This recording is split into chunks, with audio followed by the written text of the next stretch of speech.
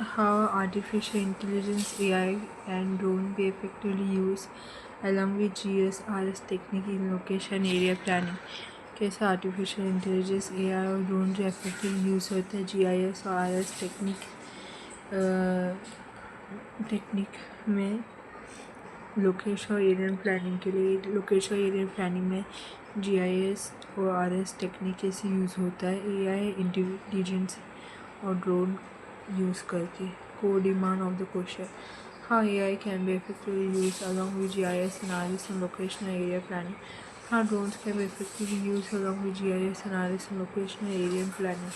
AI जो कैसे effectively use कर सकते हैं GIS और RS को लोकेशन और एरिया प्लानिंग के लिए।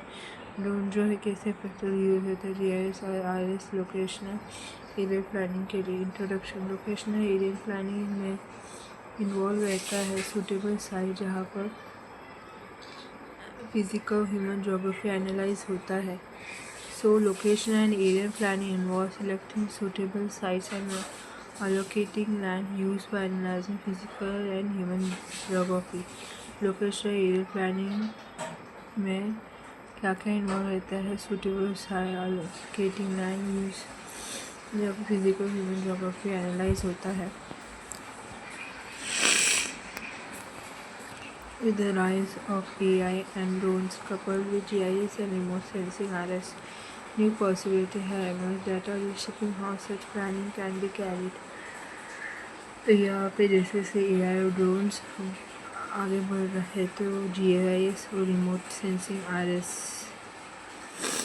ये सब टेक्निक को यूज़ किया जा रहा है ताकि प्लानिंग को अच्छे से रीशेप कर सके और कैरी आउट कर सके body. How AI can be effectively used along with GIS and RS in location और एरिया प्लानिंग। कैसे लोकेशन और एरिया प्लानिंग के लिए AI जो है इफेक्टिवली यूज़ होता है जिसमें GIS और RS टेक्निक यूज़ करता है। Land suitable analysis, AI analyze GIS RS layer on soil slopes, rainfall, vegetation to identify the most suitable land parcel। तो यहाँ पर जो है लैंड सूटेबिलिटी एनालिसिस ये जो है वो GIS RS लेयर को एनालाइज करते हैं सॉइल में, स्लोप में, रेनफॉल में, वेजिटेशन में ताकि सूटेबल लैंड पार्सल आइडेंटिफाई कर सके। This ensure optimum site selection for agriculture, industry और हाउसिंग प्रोजेक्ट। जहाँ पे ये ऑप्टिमम साइट सिलेक्शन देता है किसके एग्रीकल्चर, इंडस्ट्री या फिर हाउसिंग प्रोजेक्ट के लिए।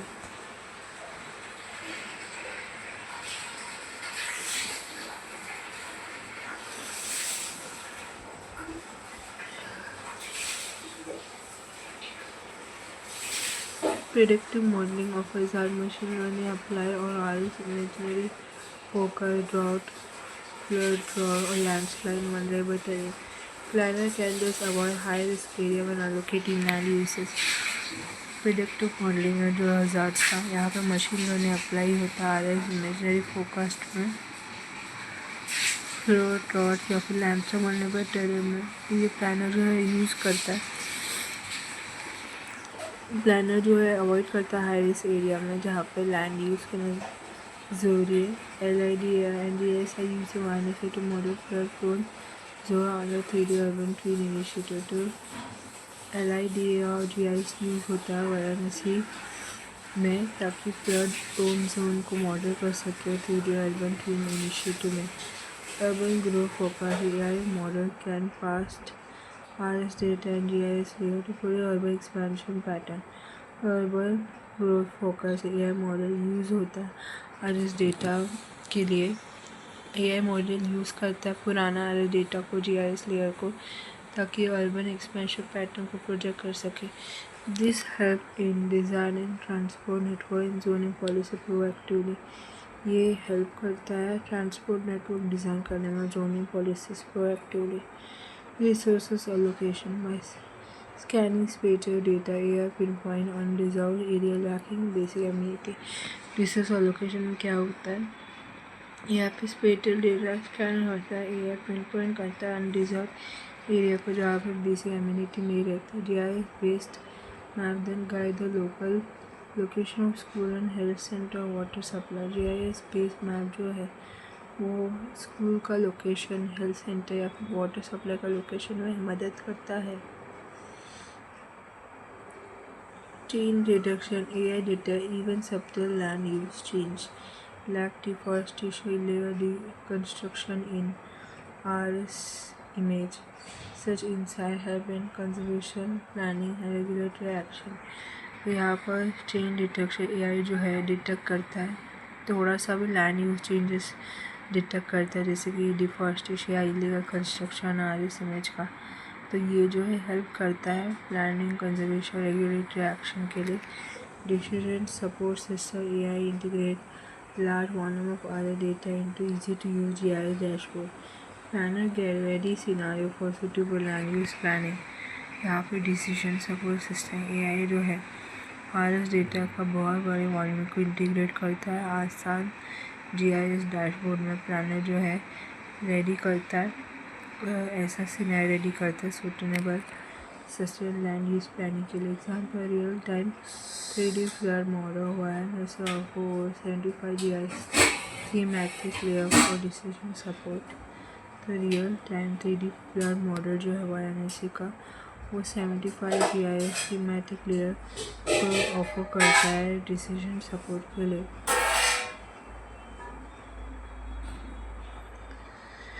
How drone can be effectively used along with GIS and RS and locational area planning। जैसे ड्रोन जो यूज़ होता है, कैसे ड्रोन जो है इफेक्टिवली यूज़ करते हैं GIS और RS को लोकेशनल एरिया प्लानिंग के लिए। High resolution map drone capture centimetre level image of terrain and settlement. When fed into GIS, this image may improve precision in micro level planning। High resolution mapping drone जो है वो centimetre level image capture करता है terrain का, settlement का, जहाँ पे GIS करता है, मैप जो इम्प्रूव करता है प्रिसीजन को माइक्रो लेवल प्लानिंग में। Ground truthing of R data drone survey validate satellite imagery back near real observations. तो यहाँ पर आर डेटा का जो ग्राउंड ट्रूथिंग है, ड्रोन सर्वे करता है, वैलिडेट करता है सैटेलाइट इमेजरी को, जहाँ पे ये नियर रियल ऑब्जर्वेशन को ऑब्जर्व करता है। This enhance the accuracy of GIS based land use and resources map. यहाँ पे ये जीआईएस बेस्ड लैंड यूज की एक्यूरेसी को बढ़ाता है और रिसोर्स मैप को बढ़ाता है।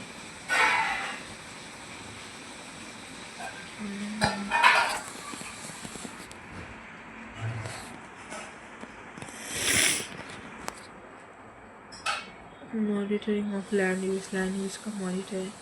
Periodic drone flight detect encroachment, land degradation of urban crowd, GIS layer updating in real time for corrective planning. यहाँ पे पीरियोडिक ड्रोन फ्लाइट डिटेक्ट करते हैं इंक्रोचमेंट को, लैंड डिग्रेडेशन को, या फिर अर्बन क्राउड जीआईएस लेयर जो अपडेट होता है रियल टाइम में करेक्टिव प्लानिंग के लिए। Example Maharashtra government launch a pilot project Pune to conduct drone based survey of mineral sites।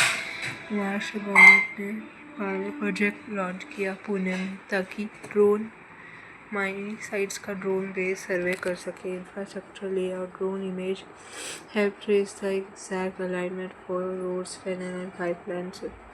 Infrastructure layout जो है वो क्या करता है, ड्रोन इमेजिनरी हेल्प करता है रोड, कैनल, पाइपलाइन के लिए exact alignment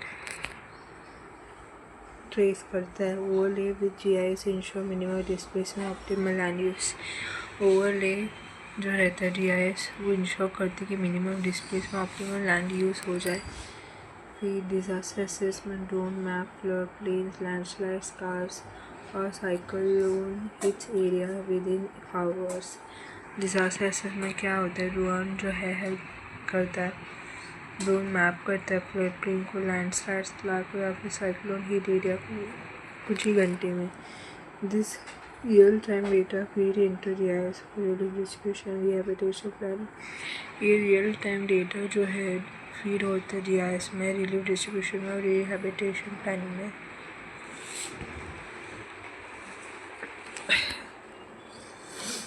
agriculture planning drone capture crop health and irrigation stress at field level combined with RS data। This guide location specific planning for farmer productivity, agriculture planning.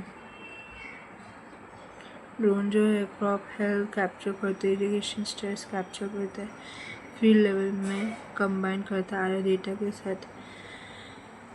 ये guide जो रहता है location specific planning देता है farm productivity के लिए। Example, farm in Odisha was honoured for using drone to spray fertilizer across 640+ acre, improving land management efficiency।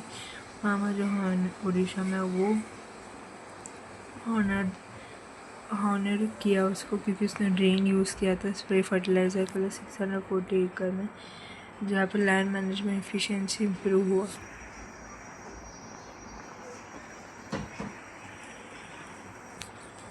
Conclusion: the integration AI, drone, GIS, and RS strengthen locations and area plannings by improving speed, accuracy, and predictive capability। AI, drone, GIS और RS integration जो है वो locational और area planning का strength को बढ़ाता है special accuracy predictive capability के लिए। To sustain and expand this gain, India must invest in R&D and skill human resources so that technology। To sustain and expand this gain, India must invest in R&D skilled human resource so that technology is applied effectively for informed and balanced planning। तो ये sustain और expand gain करने के लिए India को R&D में invest करना चाहिए, स्किल्ड ह्यूमन रिसोर्स पे भी इन्वेस्ट करना चाहिए ताकि टेक्नोलॉजी जो अप्लाई करते हैं इफेक्टिवली हो जाए इन्फॉर्म्ड और बैलेंस प्लानिंग में।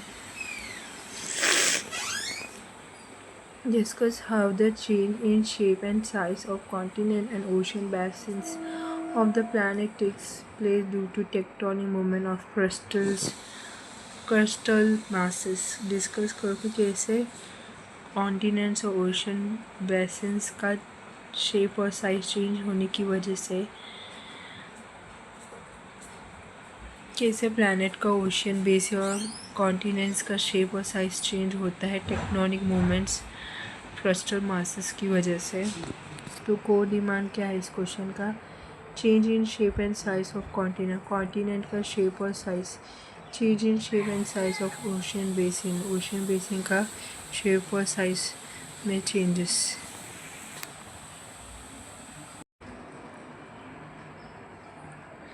Introductions। Continents and oceans owe their present configuration to the dynamic process of plate tectonic divergence, convergence, and transform movement of crustal masses continues reshapes Earth's land-ocean balance। So यहाँ पे introduction क्या है कि continent ocean जो है उनका जो भी आज शेप और साइज़ जो है, ठीक है, वो प्लेट टेक्टोनिक का प्रोसेस का डायनामिक की वजह से हुआ है। Divergent, convergent, transform movement crustal masses का वो कंटिन्यूसली अर्थ का लैंड ओशियन बैलेंस को रीशेप करते रहता है। Body change in shape and size of continent. तो कॉन्टिनेंट का शेप और साइज में चेंजेस कैसे होता है? Divergent boundaries, driftings and continental breakups. तो डाइवर्जेंट बाउंड्रीज, ड्रिफ्टिंग और continental breakups when continental crust is pulled apart, rift valley develop which eventually split land masses. This leads to fragmentation, change in continental outline. तो continental crust जो रहता है वो एक दूसरे से अब बिछड़ जाता है, अलग हो जाता है, रिफ्ट वैली डेवलप होता है। मतलब पहले ऐसा प्लेन रहता है, ठीक है, फिर बाद में ये जो प्लेन में दरार आता है और बाद में फिर ये प्लेन, पहले ये प्लेन ऐसा रहता है, ठीक है, फिर बाद में ये प्लेन में दरार आता है, फिर बाद में ये जो दरार है वो ऐसा दिखने लगता है। तो इस तरीके से प्लेट जो है, क्रस्ट जो है, वो एक दूसरे को खींचता है, फिर इस तरीके से रिफ्ट वैली बनता है और लैंड मास स्प्लिट हो जाता है। This leads to fragmentation and change in continental outline. इसकी वजह से कॉन्टिनेंटल आउटलाइन का फ्रेगमेंटेशन में होता है, चेंजेस होता है। जैसे कि एग्जाम्पल, ईस्ट अफ्रीका रिफ्ट में split Africa into 2 separate continent block. East Africa का रिफ्ट जो है, जहाँ पे अफ्रीका सेपरेट होता है 2 कॉन्टिनेंटल ब्लॉक में, plate 1 plate 2 spreading centre African plate, rift valley Somali plate, ये एस्टेनोस्फीयर, ये दोनों जो प्लेट जो है एक दूसरे को खींच रहा है, एक दूसरे से अलग हो रहा है।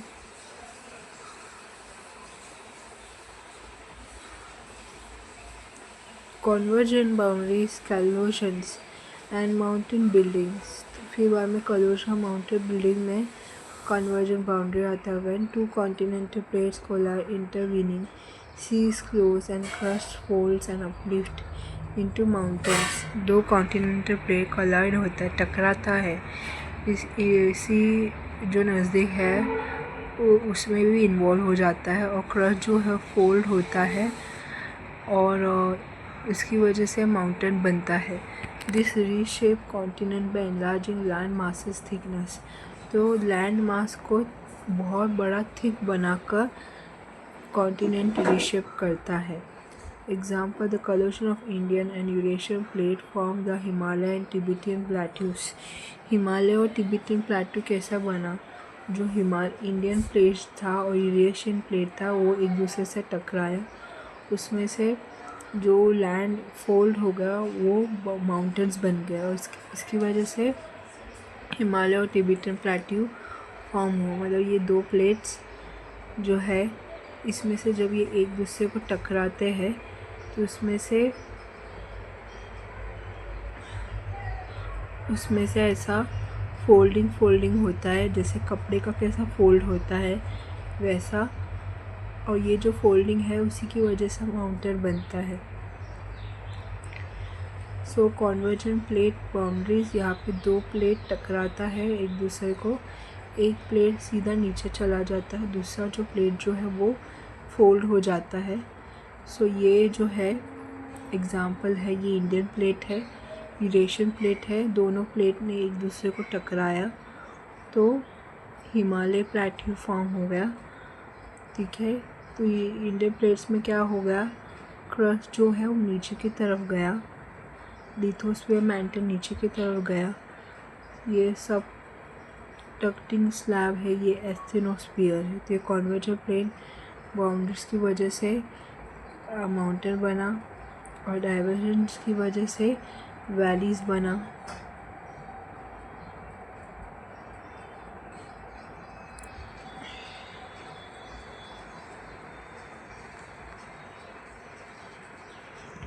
Then transform boundaries, lateral displacements. Strike, slip or transverse movements shift land masses sideways, displacing continental margin and coastline. तो transform boundaries, lateral displacement, यहाँ पे strike, slip या फिर transverse movement shift होता है land masses sideways की तरफ, continental margin को displace करता है, coastline को भी। Example, San Andreas fault of transform boundaries cause horizontal displacement shift in California along the Pacific Plate's earth margin। तो सैन इंडिया फॉल्ट ये ट्रांसफॉर्म करता है बाउंड्री को, उसकी वजह से हॉरिजॉन्टल डिस्प्लेसमेंट होता है और कैलिफोर्निया जो है शिफ्ट होता है पैसिफिक ओशियन मार्जिन में। Transform plate boundary, plate 1 plate Pacific plate, San Andreas fault और नॉर्थ अमेरिका प्लेट एक दूसरे को टकराता है और ये फॉल्ट फॉर्म होता है।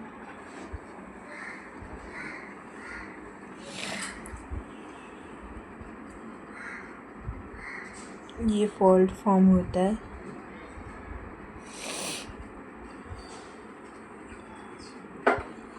Isostatic adjustment, vertical reshaping, removal और addition of weight, erosion, ice melt, sediments load cause rust to rise or sink, change continual continental relief, isostatic adjustment, vertical reshaping, यहाँ पर वे रिमूव होता है, ऐड होता है erosions, ice melt होता है, sediment loads, इसकी वजह से क्रस्ट नीचे गिरता है या फिर ऊपर बढ़ता है और कॉन्टिनेंटल रिलीफ में चेंजेस होता है।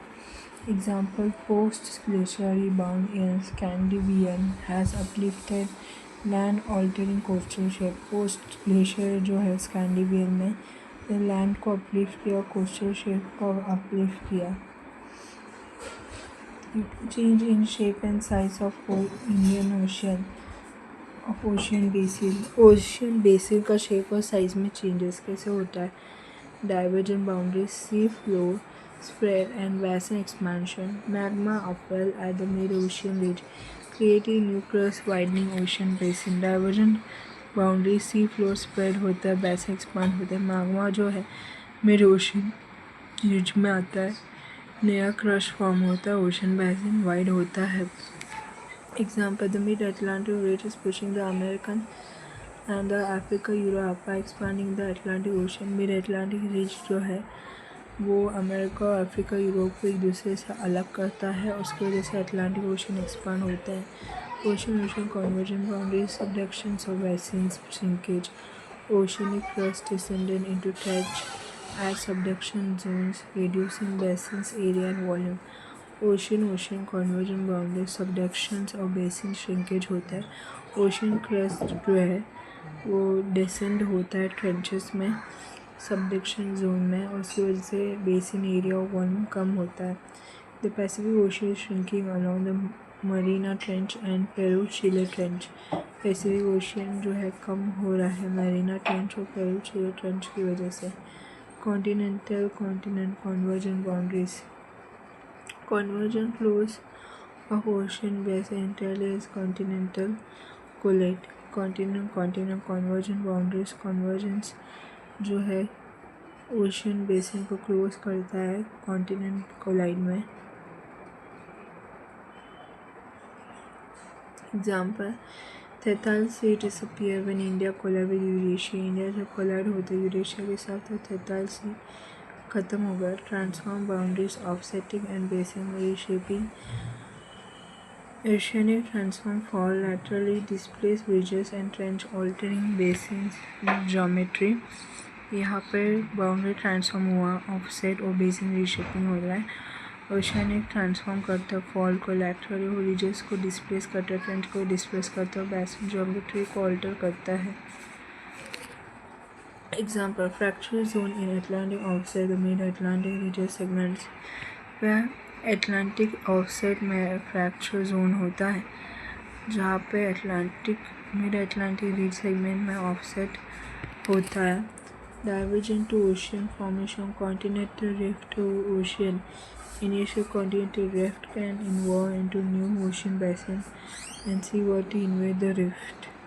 तो यहाँ पे ओशन फॉर्मेशन डाइवर्जेंट होता है, कॉन्टिनेंटल रिफ्ट होता है ओशन में, तो इनिशियल कॉन्टिनेंटल रिफ्ट जो है इसकी वजह से नया ओशन बेसिन फॉर्म होता है, और सी वाटर जो है रिफ्ट को इन्वेड करता है। Example, the Red Sea rift is an embryonic ocean basin forming between Asia and Arabia.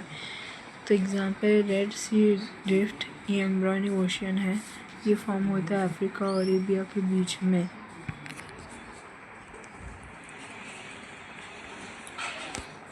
Conclusion, plate tectonic offer the most comprehensive expansion for the continuous change in the shape and size of continent and ocean basin।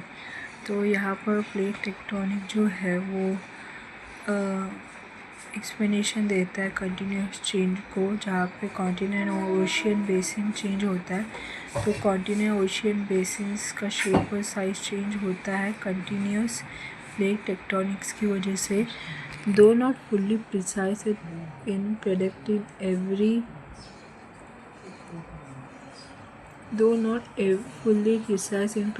every detail, it remains the most accepted and trusted framework to understand the dynamic nature of Earth crust। वैसे भी plate tectonic जो है एकदम precise detail तो नहीं देता है, लेकिन ज़्यादातर सब लोगों ने इस फ्रेमवर्क को एक्सेप्ट किया है, और ये फ्रेमवर्क जो है रिलायबल है अर्थ क्रस्ट का डायनामिक्स नेचर को समझने के लिए। Discuss the distribution and density of population Ganga river basin with special reference to land, soil and water resources.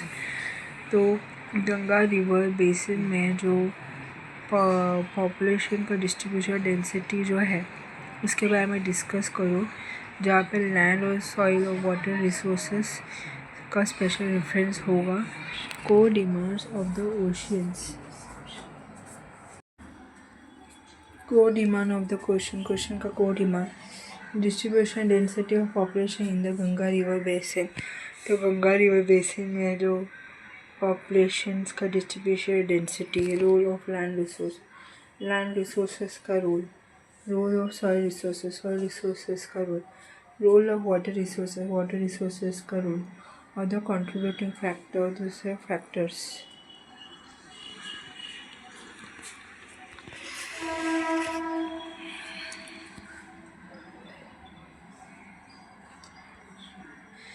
Introduction. The Ganga River Basin, covering about 27% of Indian geographical area across 11 states, supports the largest population concentration of 47% of its population in the country. Ganga river basin जो है वो India का geographical area का 27% cover करता है 11 state में, और वो कंट्री का 47 पॉपुलेशंस कंट्रीब्यूट करता है, क्योंकि गंगा रिवर में जो पॉपुलेशन है वो सबसे ज़्यादा पॉपुलेशन कंसंट्रेशन है। It's distribution and density of population are deeply linked to availability of fertile alluvial soil, abundant water resources and cultivable land, making it one of the most densely populated region of the world. तो Ganga river basin जो है वहाँ पे population का density और distribution इतना ज़्यादा क्यों है, क्योंकि ये डिपेंडेड है क्योंकि ये जो जगह है वो फर्टाइल एलुवियल जगह है, मतलब बहुत ही फर्टाइल उपजाऊ है, अबंडेंट वाटर रिसोर्स है, बहुत सारी नदियाँ हैं और कल्टिवेबल लैंड, और लैंड भी कल्टिवेट कर सकते हैं। और इसी रीज़न की वजह से गंगा रिवर बेसिन जो है दुनिया का सबसे ज़्यादा डेंसली पॉपुलेटेड रीजन है। The great plain of north India, China, Pakistan, the northern mountain region, Upper Ganga Plain, Nepal, Middle Ganga Plain, Lower Ganga Plain, Bhutan, Brahmaputra, Lower Ganga Plain, Bangladesh, Myanmar. So distributions on density of populations in the Ganga River. Ganga river basin में जो population का distribution density है, upper Ganga basin low density due to terrain, Uttarakhand and Himalaya part of the basin है rough mountain and steep slope, destructive agriculture habitation, population density Uttarakhand 2011 census is 189% per square kilometer, much below the basin average or census of India 2011. So upper Ganga basin का population कैसा है, एक तो low density है population terrain की वजह से, मतलब माउंटेनस रीजन की वजह से। तो अपर गंगा प्लेन कहाँ पर दिखता है, उत्तराखंड, हिमालय, ये जो जगह है वहाँ पे बहुत ही पहाड़ी एरिया है, तो वहाँ पे पॉपुलेशन डेंसिटी बहुत ही कम है और माउंटेन्स बहुत ज़्यादा है और स्लोप, खाई भी बहुत स्टीप है, मतलब खाई भी बहुत गहरी रहता है, तो यहाँ पे एग्रीकल्चर और हैबिटेशन बहुत ही मुश्किल है। सो यहाँ उत्तराखंड में पॉपुलेशन डेंसिटी जो है 2011 में हर स्क्वायर किलोमीटर में 189% रहता है, ठीक है। तो हर 1 किलोमीटर स्क्वायर में 189%, मतलब काफ़ी कम पॉपुलेशन है कंपेयर टू बाकी बेसिन एवरेज से। Valley concentration density rise in valley towns such as Dehradun 550 km square, Haridwar 801 km per square, where flat alluvial traces and irrigation support settlement.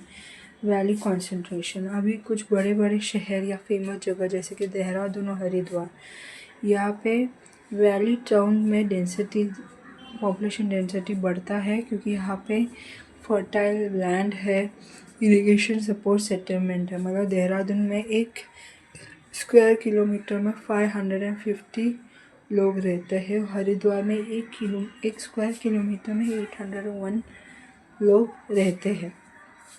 फिर middle Ganga basin, तो यहाँ पे population density सबसे ज़्यादा है। Very high density Uttar Pradesh 828 पर kilometre square and Bihar 1102 per kilometer square are among the most densely populated state of India census 2011 for plain and water availability explain these concentrations। तो यहाँ पे मिडल गंगा प्लेन है। Middle Ganga plane कौन से state में आता है? उत्तर प्रदेश और बिहार। उत्तर प्रदेश बिहार जो है इंडिया का सबसे पॉपुलेटेड स्टेट है। तो उत्तर प्रदेश में हर 1 स्क्वायर किलोमीटर में 828 लोग रहते हैं और बिहार में 1 स्क्वायर किलोमीटर में 1102 लोग रहते, मतलब 1000 से ज़्यादा। यहाँ पर पॉपुलेशन जो है सबसे ज़्यादा है। इनफैक्ट इंडिया का सबसे हाईली पॉपुलेटेड स्टेट है क्योंकि यहाँ पे जो ज़मीन है बहुत फर्टाइल है, पानी बहुत अवेलेबल है, हाई कंसंट्रेशन में है। Urban rural cluster cities like Kanpur, Prayagraj, Varanasi, Patna cluster along river creating dense linear settlements.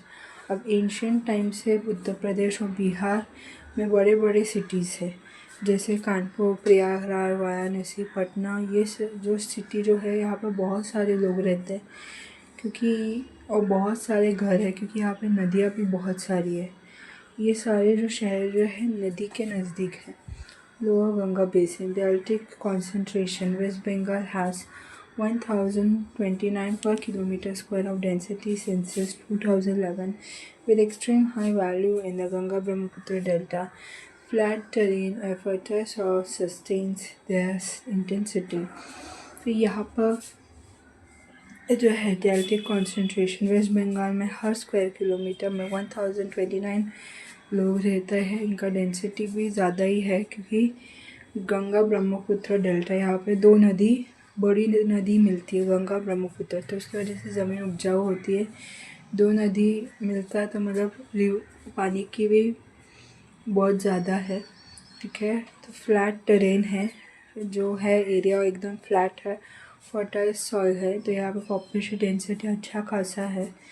Urban region the Kolkata metropolitan area is 14.8 million people census 2011 standard as mega urban cluster benefiting from port locations and dense transport and network।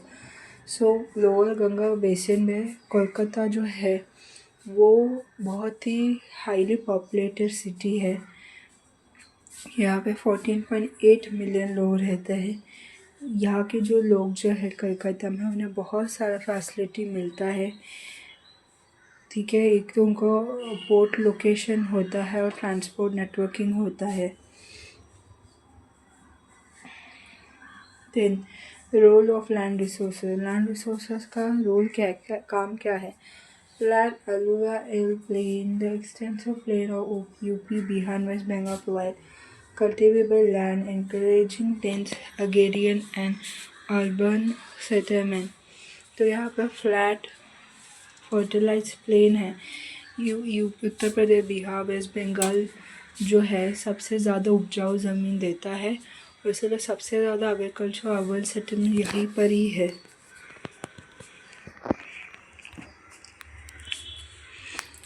Ease of transport, level terrain, facilities, road networks and market linkage reinforcing high rural and urban density। तो transport जो है वो easy है यहाँ पर। Level जैसे जैसे turn facility बढ़ता है वैसे वैसे रेल रोड नेटवर्क बढ़ता है, मार्केट लिंकेज बढ़ता है और रूरल और अर्बन डेंसिटी का पॉपुलेशन भी ज़्यादा है। Mountainous upper basins limited arable land in the upper reach explain spread settlement Uttarakhand, Himachal Pradesh part of the basin.